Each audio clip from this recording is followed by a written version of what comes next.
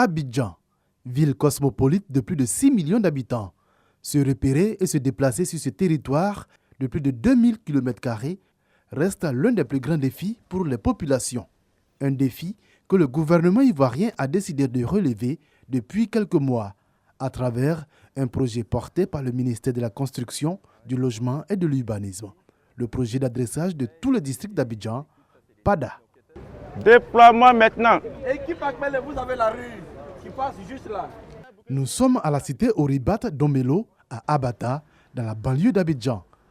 Avant de se déployer dans ce sous-quartier, l'équipe d'enquêteurs du PADA a une petite séance de briefing avec le chef de mission de l'assistance technique du projet. L'idée d'un adressage, justement, c'est pour éviter les imprécisions quand on essaie de se localiser. Bon, on a des systèmes de localisation GPS, mais les gens ne l'utilisent pas forcément. Donc l'adressage permet de baliser un petit peu tout le réseau de voies de la ville pour définir exactement où se situe une occupation. L'enquête est la première phase du processus d'adressage. Elle consiste surtout à sensibiliser sur le bien fondé de l'opération. Si ça passe, ça consiste à doter votre maison d'une adresse fixe et stable. Sensibiliser, mais également recueillir les informations auprès des riverains en vue de la constitution d'une base de données fiable. En général, ils comprennent très vite. Et bon, il arrive parfois que certaines personnes nous confondent avec des agents du cadastre. Souvent, ils sont craintifs, mais après 2-3 communications, bon, ça passe. Quand les livreurs viennent, on a du mal à les orienter.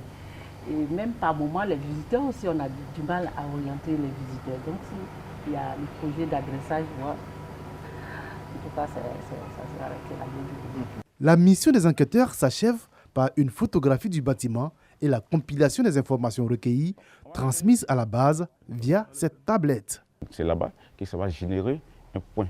Un numéro adresse. Donc après, juste après nous passage, une équipe de pocheurs va arriver pour matérialiser le numéro sur la maison. La base en question, c'est ici, la centrale d'adressage logée au sein du Bénet. C'est le cerveau de toute cette opération d'adressage.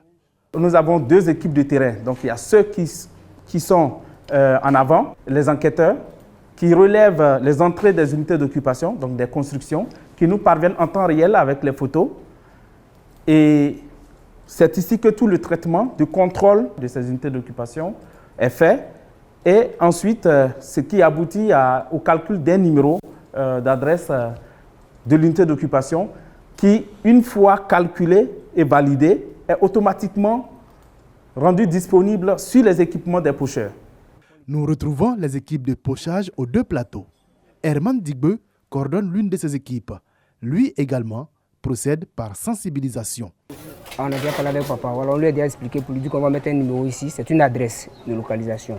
Ils sont au total 250 agents, enquêteurs comme pocheurs à être employés sur le projet d'adressage. Cette maison portera le numéro 200. Le voisin immédiat, lui, portera le numéro 180. La Côte d'Ivoire a opté pour le système métrique, c'est-à-dire le système qui est beaucoup plus adapté à notre tissu urbain, qui est un tissu en perpétuelle mutation, où nous continuons de construire de nouvelles maisons. Dans le système métrique, il s'agit de prendre la distance depuis l'origine de la voie, et cette distance-là, si par exemple là nous sommes à 180, ça veut dire que nous sommes à 180 mètres de l'origine de la voie. Quand je me mets comme ça veut dire que l'origine de la voie est derrière moi. Toutes les maisons situées sur le côté gauche auront des numéros impairs et les maisons situées sur le côté droit auront des numéros pairs. Mais l'adresse, ce n'est pas qu'un numéro, c'est également un nom de rue. Le numéro que nous voyons là au début de l'adresse, aujourd'hui le gouvernement est en train de valider les propositions de voies qui ont été proposées par la CAPEC pour que ces noms soient divulgués. Lorsque ces noms seront divulgués, en ce moment, ça viendra compléter le numéro qui est là pour constituer l'adresse totale. Rendez-vous à la CAPEC, la cellule d'analyse des politiques économiques du CIRES, pour savoir comment se fait le choix des noms qui viendront s'ajouter à ce numéro pour un adressage complet. Les noms que nous proposons, c'est prioritairement des zones de chez nous, des gens qui ont marqué la zone. Et aussi, nous proposons des noms, des concepts clés du pays tels que la paix, la réconciliation. Et aussi, nous proposons aussi les éléments de notre culture, de notre histoire.